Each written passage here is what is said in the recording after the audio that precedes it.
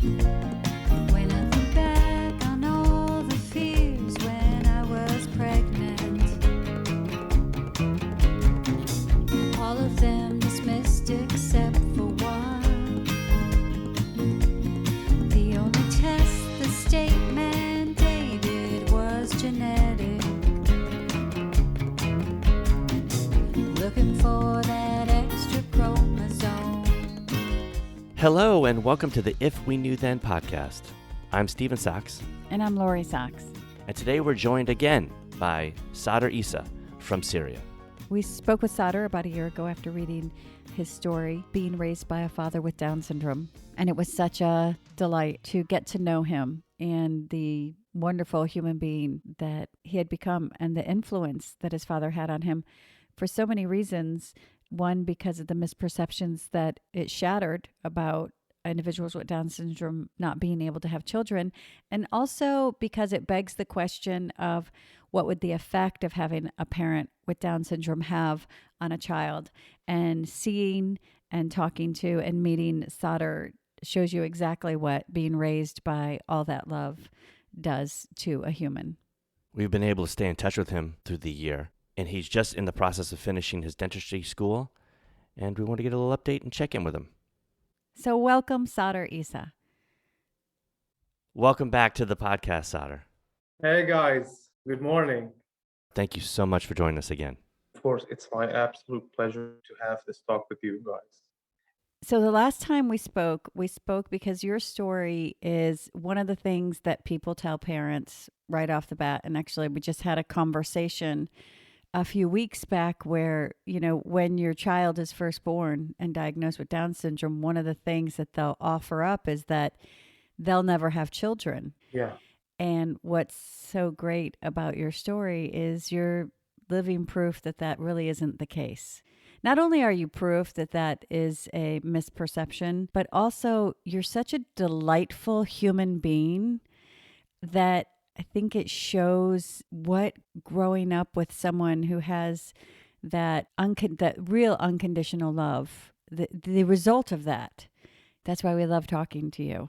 It gives parents some insight into what is possible, because sometimes we don't know what's possible until we see it. And then also the one thing people question is, how will this affect the other siblings? But having a parent with Down syndrome, it also answers the question of how would that affect a child to be raised by someone with Down syndrome? And it's pretty evident that it's... Well, you're a wonderful human being, and, Yeah. and on top of that, going to dentistry school, looking to become a doctor. So of all those stereotypes of what a parent with Down syndrome would produce in society, and sadly, these are things that in a lot of people's minds we need to prove, I guess. I think that was But our I was conversation. going to say Yeah. you're living proof, but we don't need to do that. It's just that you're a living result I like of that. what this is, and to be seen by the world. actually, I just finished my dentistry school, and now I'm an official dentist.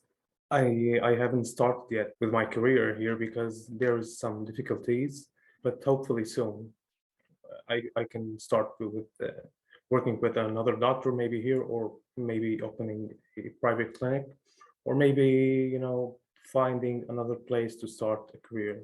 It would also be a certain chance for me, a better chance actually than working here. Well, let's talk about that too. Yeah, You're in Syria.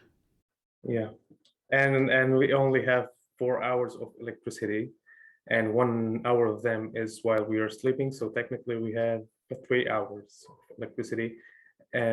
Each 5 hours, we have 1 hour when the electricity is on, and it just went off. So there's a lot of difficulties, even for me now as a dentist. Even if I was capable of opening a private clinic, not a lot of patients are capable of paying for dental treatment, which is not expensive at all in Syria. Let's say an endodontic therapy for one tooth costs about $10. That's it. While in the United States, it costs about $1,000 or so. So, but that's not, the average Syrian wage is about $50 at maximum $100 a month. So it is hard for them even to pay $10 for an endodontic treatment. So if I invested in a clinic, so I might not get a lot of patients to pay back for the money I put on the clinic, tools and all this stuff. So it needs a little bit of courage to move forward with this step. And it's just one small challenge of the other challenges of being living here in Syria. So I don't know, maybe I will now start working with a another doctor to gain more experience. And if I saw that the general circumstances are getting better, or at least staying the way they are, because every year here is getting worse and worse than the previous. So if at least it stayed the same, maybe I will think of opening my private clinic. You have a lovely smile and such a wonderful Thank you. disposition. What drives you, Sadr? What inside gives you this strength of perseverance to push forward to become a dentist, to work so hard in circumstances that people don't even understand those challenges? I have a lot of people who love me around me, and very supportive family. So I don't want to let them down, especially if they have all this trust in me. And you cannot find a successful person who is unhappy with his success. So of course each step is getting me closer to living a better life, to give better life conditions for me and for my family and for all my loved ones. So we have to work hard for the better life we hope for, and it's not coming unless we work for it.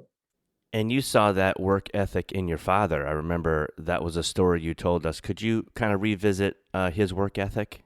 Yeah, he is never bored of working for many hours.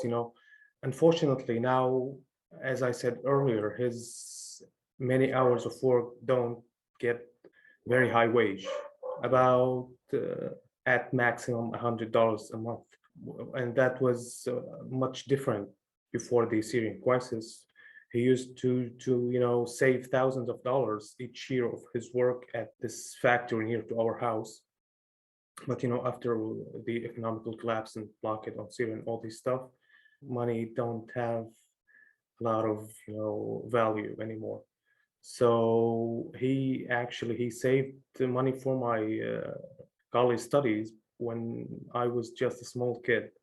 I think it was about $7,000 to $8,000, which is a good amount of money here in Syria, and it would be an enough amount of money for me to finish my dentistry school here, because the college studies in Syria is free.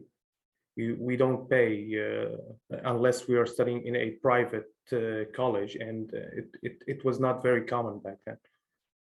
Now it's becoming more common, but public universities are more respectful here, because private colleges are still new. So that amount of money would be more than enough for me to finish my dentistry studies. And unfortunately, all of this was devalued by the economical collapse. And even though all of that happened, he didn't give up. He didn't say that I lost everything, that's it, I won't do anything anymore. And he's still at work, actually. He's not home yet. And now in the winter, it's not very hard physical work. It's more than he just sits in the factory. They have different products like beans, wheat, and all this stuff. Some we have product called burgle, or I don't know how to say it, how it's pronounced in English, but it's ground wheat. So that's the major product there. So the main product. So he just sits there, helps with putting the bags in the people who buy these stuff from them. And the major work is in summer, where it is a very hard physical work. I don't know if I told you earlier, but he was also a muscular guy when he was younger, and he still has a good shape. But of course, with age, he is not uh, with the same capability. But he's still a strong man. The factory that he works at is close to your home. Yeah, 2 minute walk. How is he doing? Well, he's great. He has type 2 diabetes, but it's under control. It's not putting any danger on his life or anything. And your mom? She's very good too. She wears a hearing aid, but they are doing well for their age. And I will start to working on their teeth actually soon, very soon. But both of them need dentures, so I will have to work on their dentures soon. How old is your dad, Sadr? Uh, he was born in 1975, so he's now about 46 years old. So you just graduated from your dentistry school. Yeah. And how was that? Before all these COVID things, we used to have graduation parties where all the parents meet and from different colleges, not just from dentistry school, and we receive an honorary degree, and we wear all the graduation suit and all these kind of stuff. And actually, I was planning for this day for 2 3 years now. I was planning actually to make a short film about it, another film like the previous one we did. But unfortunately, I don't think that this year we will have a graduation party due to COVID problems. It felt good to not have, this commitment to going to college, because it is a bit hard to travel from my place to the place where I had my college. It's not very far, compared to American distances between one place and another. It's not very far. It's about 40 miles away, but we go with by public transports, and we don't always have public transports because there's very limited number of cars who travel between these two cities. So it is always in your mind, even when we are working in the college on patients, all this stuff.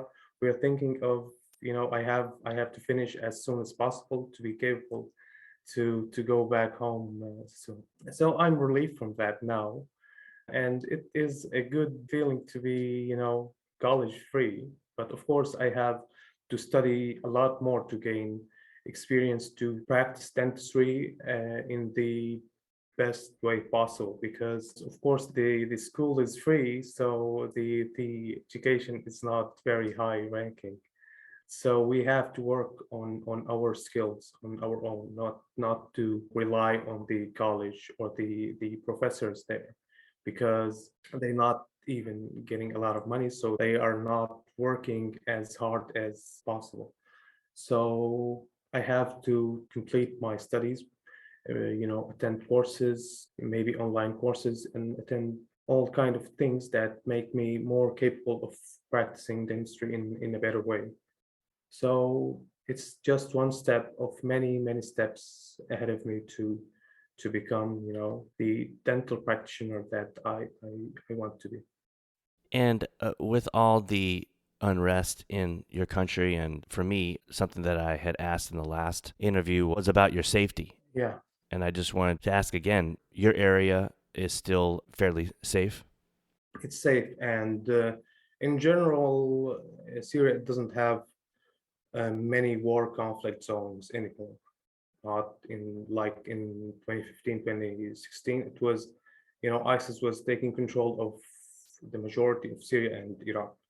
But now that's not the case anymore. The problems are now political problems with the different countries that entered Syria during this war. So a lot of problems, and the only people who are having bad times with these problems are the Syrian people. So we face economical collapse, blockade on Syria. Syria now is blocking a lot. Syria has a blockade on exporting or importing a lot of stuff. But now Syria is now putting blockade on different things to not enter Syria for a lot of reasons. So daily life essentials are getting very hard to go, very hard to get all the things that just the essentials like electricity, like gas, diesel, all these stuff that we use in our daily lives are very Syria is very short of all these stuff. So there is no war danger on the lives, but there is a lot of things that we are deprived from due to the problems here. I'm a little bit sick. Oh, I'm so Oh. Sorry sorry. for that. Not a problem. And you smile. You would never know you were sick. Yeah. Is there a place, a organization that takes donations if people wanted to send things to Syria? I mean, how does that? There's a lot of organizations that are working here in Syria, and I don't think that they need money. They have enough money, and unfortunately, people here, some of them take advantage of this stuff, especially the workers from here. That not the foreign workers. And I can't say it's general thing, but a lot of them have took advantage of this stuff and made fortunes from donations. So the United Nations is doing a very good job, and I have friends of mine who I am working I'm working a small job with them. They are called Preemptive Law. They are an American organization actually that is working in Iraq, Syria, Venezuela, and in Mexico, I think. They do tremendous job, and they took donations, and they are very legit. Their work in Syria is very limited, actually. Not They don't have that very big impact. But in general, the United Nations is doing a very good job. I have a lot of my friends who work with them. They are very strict. They do their job in the right way, and unlike a lot of the organizations that they faded, they don't exist anymore due to some people who took control of them and took all their money and went outside of Syria. So if you want to donate, there is Preemptive Law. I can send you their links and all this stuff. And they are doing great job. And before the Syrian war, there was not a lot of organizations that take care of people with the difficulties like blind people or people with Down syndrome, all this stuff. We had LARC, a French organization that takes care of people with Down syndrome and people with other, Disabilities. disabilities or yeah. And it is based in Damascus. It is not a very big organization, but it has a very good, system of work. So these people who have these disabilities, they live in the same house with the volunteers or the workers who in this organization. They live their daily lives together. The workers teach them daily life skills and all this stuff. I can send you some of their work. My cousin used to work with them, and it is a very legit. Yeah, it is an international organization, and this organization has been working for I think 20 or 30 years in Syria. So it is one of very few organizations that were here before the war, and a lot of them are doing great job, and they get their donations, very very good amount of donations from churches and all this stuff. Can you walk us through your day, like what a typical day for you is and for your family? And Yeah, a typical day now as a graduate is not very exciting. It is a bit boring actually. But I used to I always wake up early. About 5:30 a.m., 6 a.m. Now as a graduate, and when I was a student, my father goes to work at 7:30 to 8 a.m. and we have me and my mom at home. So we have breakfast. So we have breakfast. Then she goes to maybe for a visit for our neighbors, or to you know She has some work at home, some things to do to take care of, and I have nothing to do. If if they need anything from, we live in a small town, like it's called Al Baida, and it is, it's very near. It's 2 miles or 1.5 miles between major city. So we don't have everything in our town because we are near to a major city where everything is available. So we might need some stuff that we cannot find in the village. So I go to the city, and I bring them all the things they need, and then I don't have anything to do until it's evening when I go to the gym. After after the gym, we go. I'm laughing for your laugh. We're so glad we're here talking to you because we're giving you something to do. Yeah. And we go for with friends for 2 3 hours, and we I go back home, go to sleep because I don't have anything to do. That's it. Oh, you're such a delight to talk to. Thank you. And you have a cold. Yeah, you're not feeling so hot. Yeah, simple, so yeah. Oh, good. You and Stephen have been communicating back and forth, and you had mentioned to him how your story with your father is resurfing Yeah. and going the rounds again. And I know that when it did resurface, the comments that you receive, and Yeah. to be honest, I love the story because I look at it from the viewpoint of a parent who's been told of something that just is impossible, just doesn't, with such definity. This doesn't happen. And then to hear about your father having Down syndrome.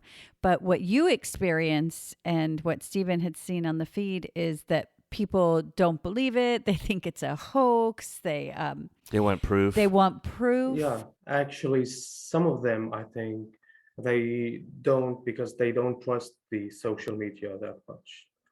Because when our story is resurfing, it's not resurfing as a video or a documentary, just a picture.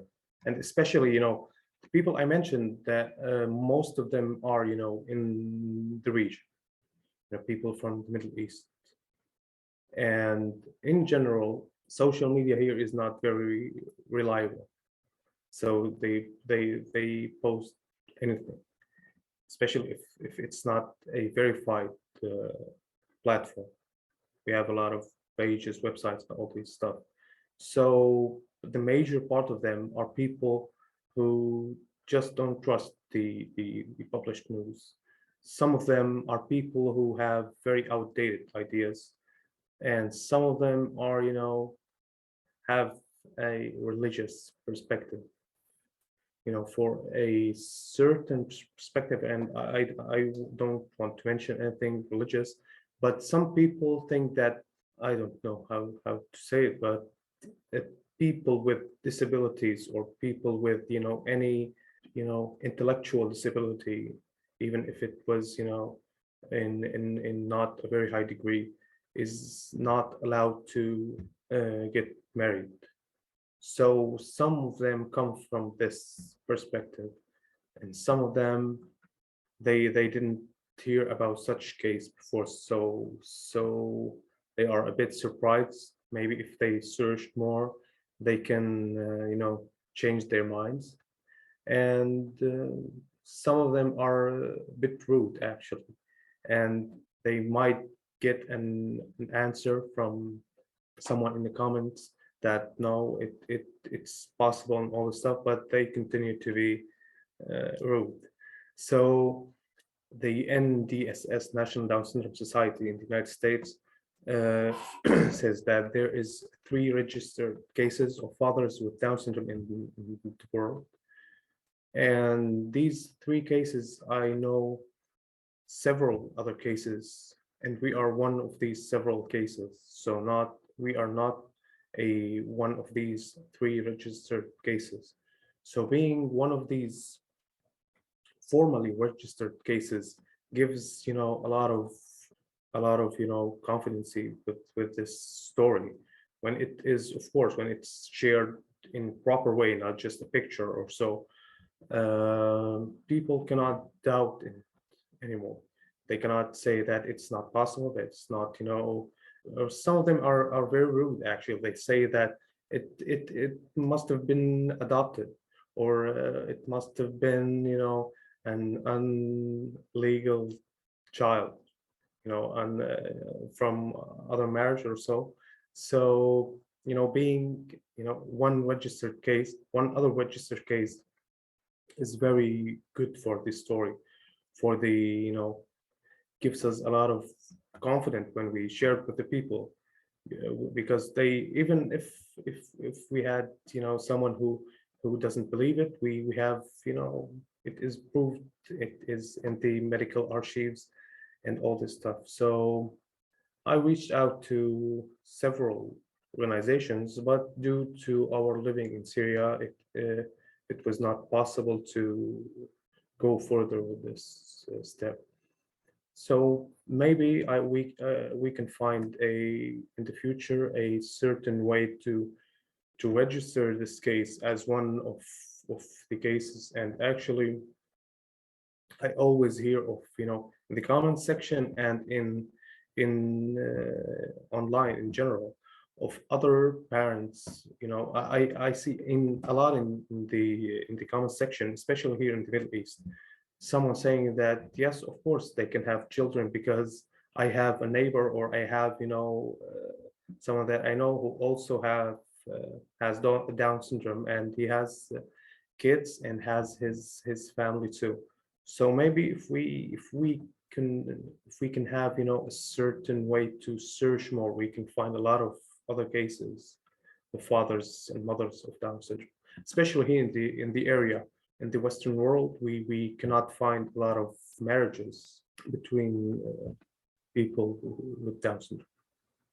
You and I have talked in the past about bringing legitimacy to your father having a son. I understand proving that and bringing legitimacy to your story, but to me, the main part of the story is not the conception of you. It's that you were raised by this man and what he meant and means to you in your life.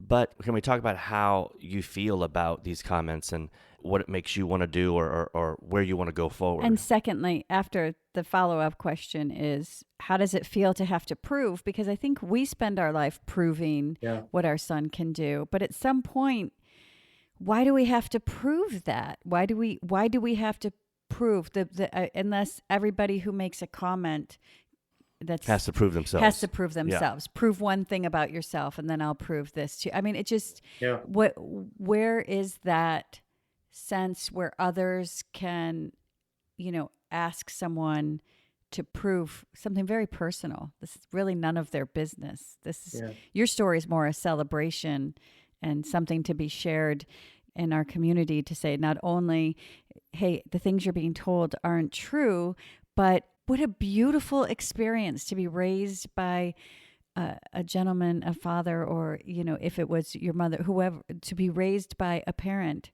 or any Yeah, a parent with- that's so close to you. Obviously, always you have hear such a about- great dad, Yeah. right? It doesn't matter that he has Down syndrome. Yeah. It's this, you just had this great relationship with your dad. But the fact that he has Down syndrome and this is the result is what is so Yeah. beautiful to us as parents, because, You're phenomenal. yeah. You're a phenomenal human who has a Thank you. cold and 4 hours of electricity Yeah. and is sitting here smiling Yeah. so profusely. Yeah. With And- wonderful teeth, you will not have to do any dentistry work nothing on your on own yourself. teeth. Yeah. And so I think those are the two things. If we can talk about how it feels sometimes to get those comments, how you feel, and then secondary, we'll talk about that feeling of having to prove ourselves. Well, at first, it had a very negative impact, when I first started, sharing our story. It was 2 years ago, and I had many choices to make. In a certain time, I wanted to, delete everything. I wanted to stop, sharing all these stuff, and just go back to my normal life. Before all this happened, we didn't think about it. And as I said earlier to you, it just fades in the background. We don't think of him as a person with Down syndrome.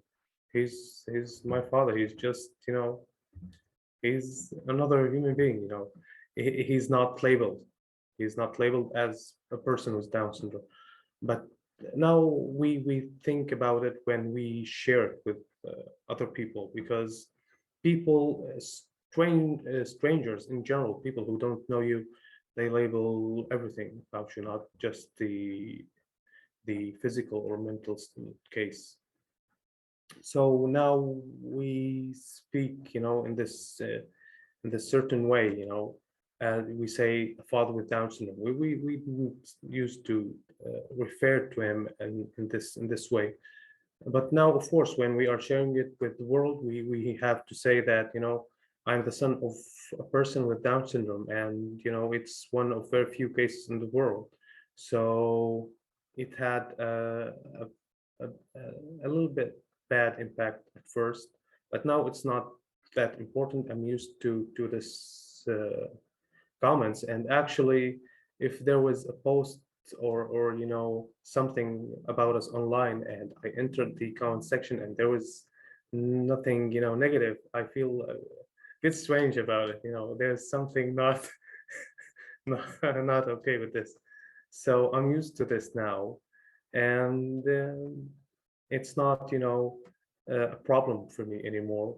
But of course, when we want to complete our task, or we want to raise awareness about Down syndrome, especially here in the area, in Western culture, a dad is a dad. But here, if the dad is not the father, is not the biological father, it is a big problem here. It's not very accepted here in the Middle East.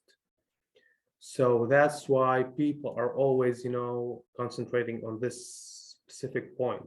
So if you want to change their minds, if you want them to focus on other things, or if you want them to focus on the other positive aspects of the story, you have to prove this point first for them to open their minds to receive what other thing that you are saying.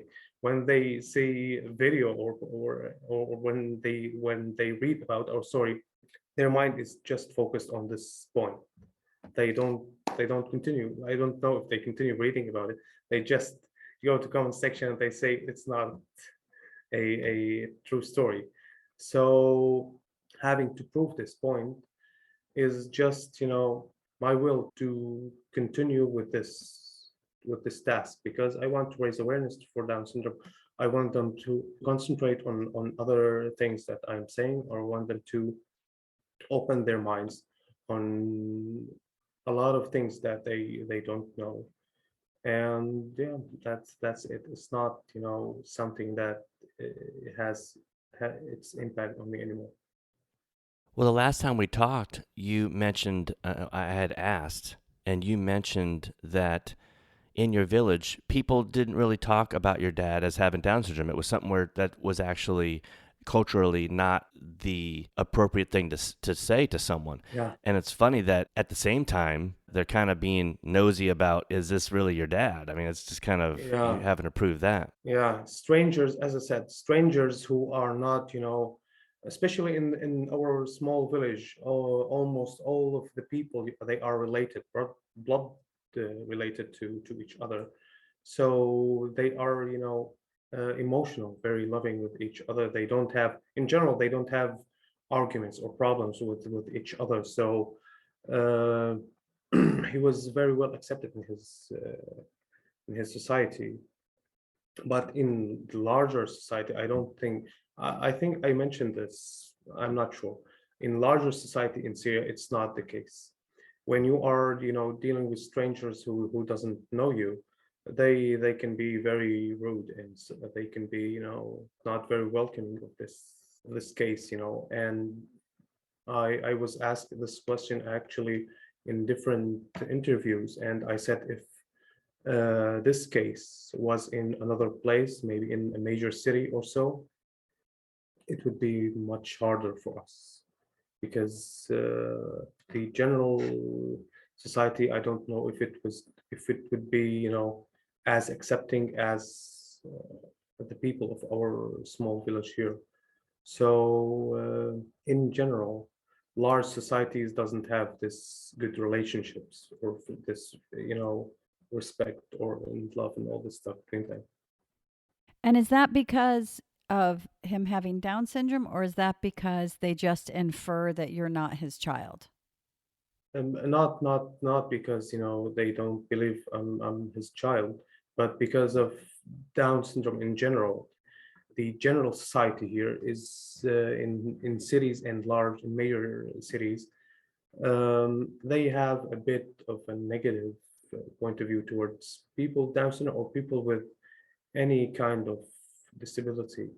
Uh, you might face someone with some kind of difficulty, and the kids around him making fun of him and all these kind of stuff, and it is something not very strange to see in the cities.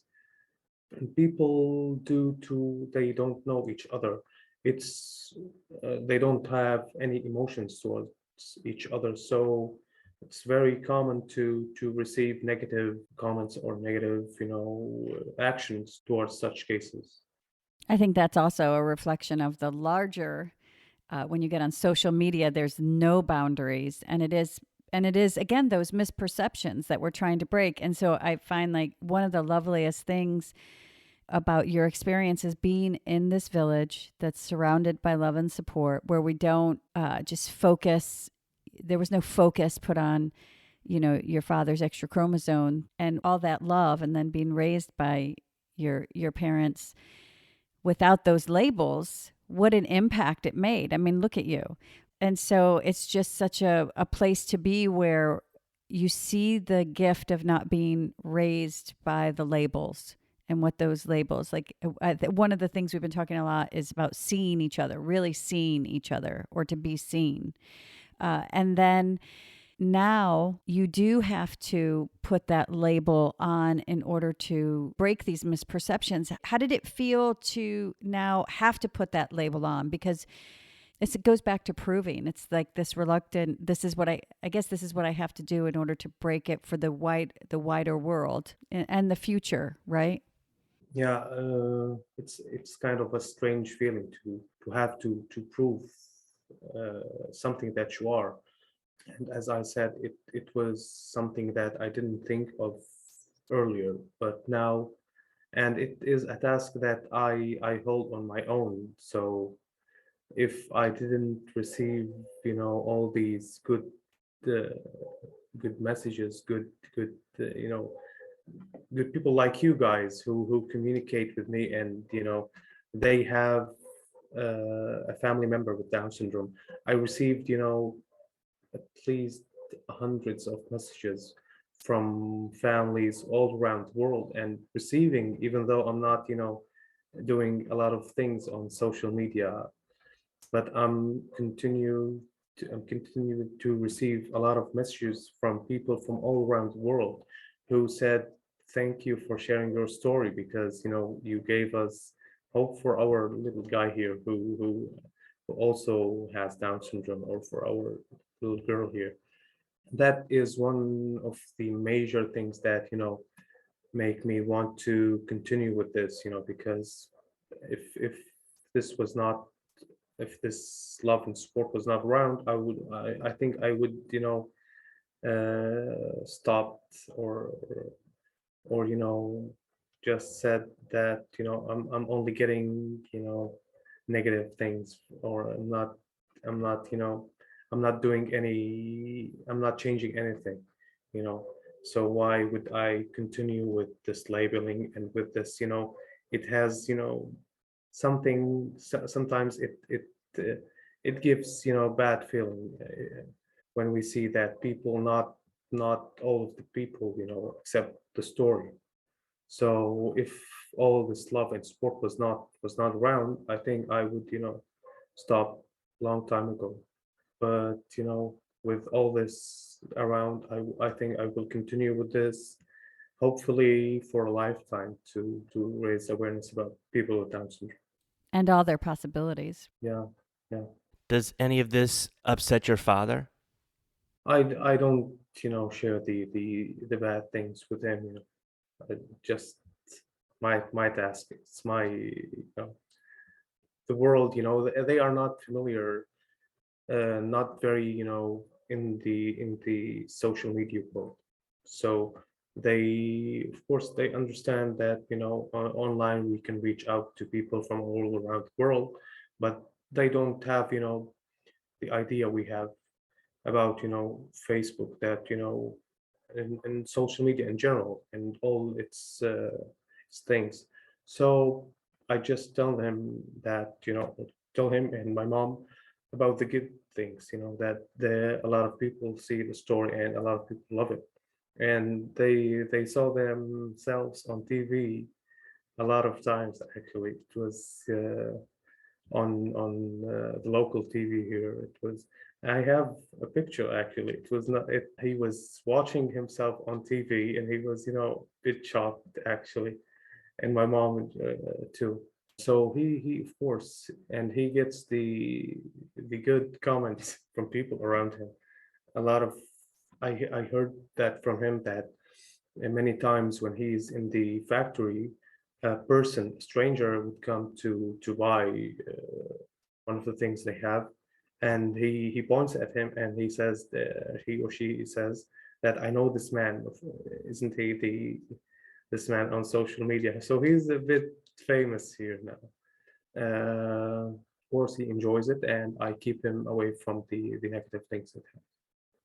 What is your future thoughts? Not only professionally, we had talked a little bit of that, professional thoughts, but what are your plans for the future?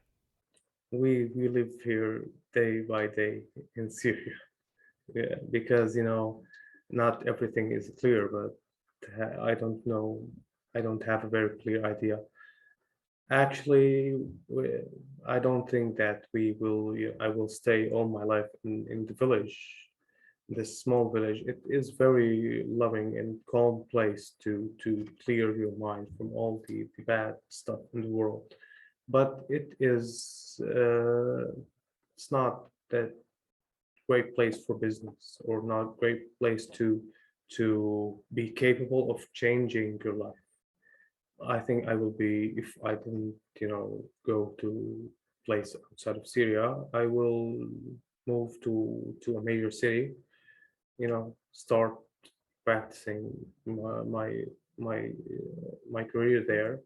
And of course I will keep my parents here in the village, because here in Syria, I as I said, it is very different from American measurements. So with the longest distance you have to cut is about 200 miles. It's to Damascus. That's it. So if I was in Damascus and my parents were here, it took about 2 hours to be here at home. So it is relatively close to them. So I will keep them, of course, here, because it is some place where they live safely. They live, with people who love them. As I said, they are not.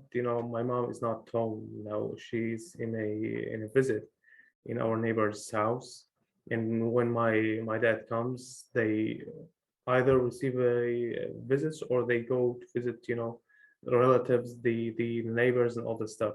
So they live here peacefully. They live here.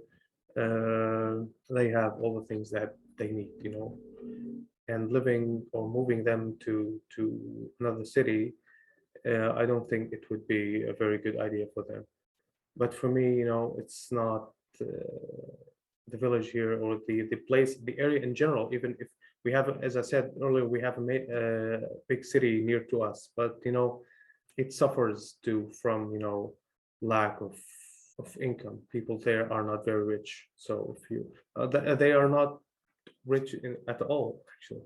So if I want to have a good career, to change my life, to have the needed things for a typical life, even the smallest things are very hard to achieve here in Syria, so as something that it is took for granted in other places, like private car, private place to live, and all this kind of stuff.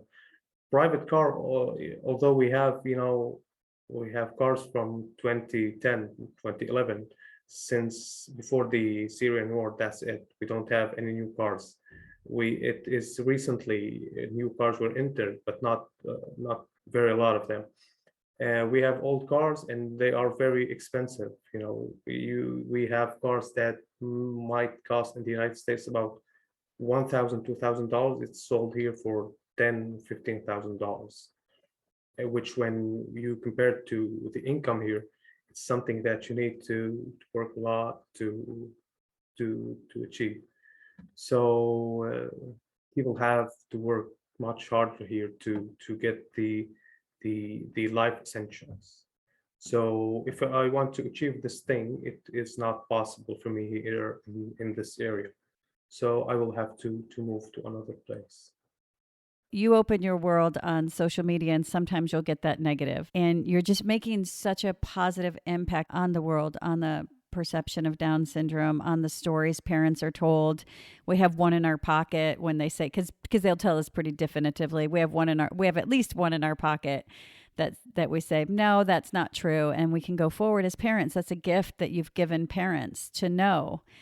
In an interview we just had with Melissa Kynott, she was like, how would you feel if, like, when your child was born, they just tell you they'll never have kids? It weighs heavy on parents, right? And you've given that gift, the gift of insight to what the importance of this village that you grew up in. The difference is you grew up in a village of love. You were raised by parents that loved you, that supported you. One of the things as a parent that you strive for is to give your child a foundation where they have the courage to follow their dreams. And that's what your parents did.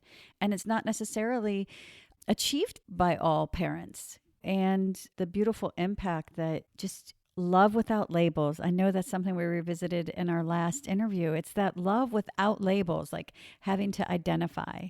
And I do understand that you've taken on some of those labels in order to break those misperceptions and make the world a better place. And I thank you for that, because I know that can, as a parent, taking on those labels, it can weigh on you. Your disposition, your patience with society, your acceptance and acknowledgement. I can only hope that those are things that I can instill and plant seeds of in our children.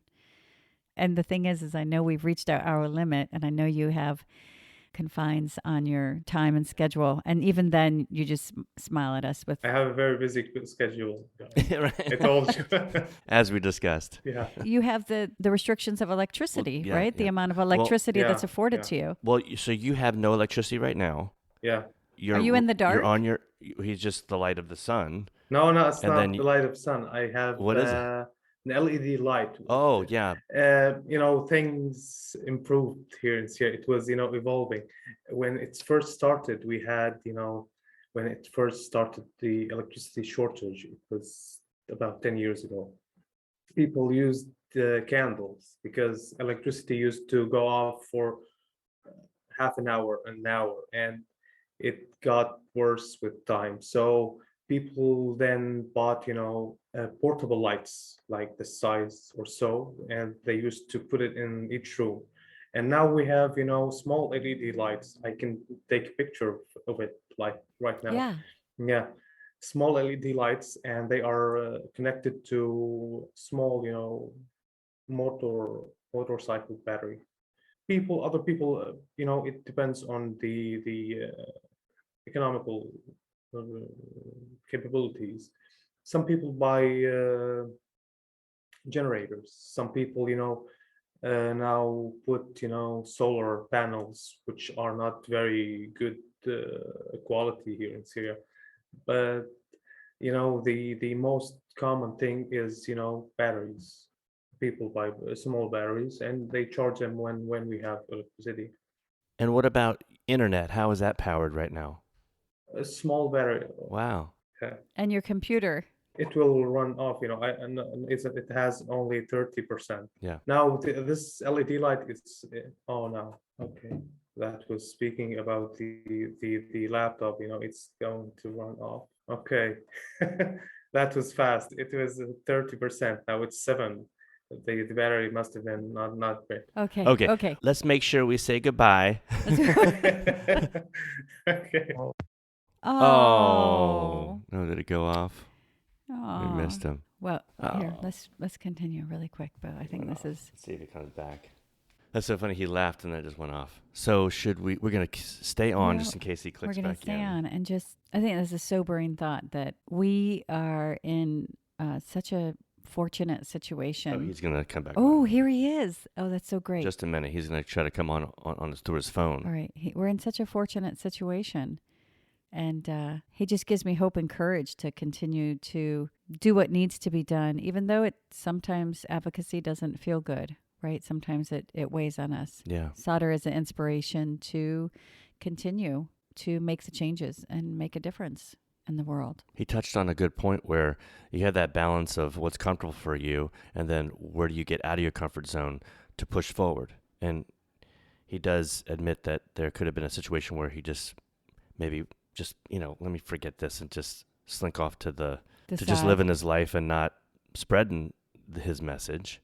But he sees the effect of... And the love and the support. And I think Mhm. it's so important that we continue to love and support each other because that is where we get our strength.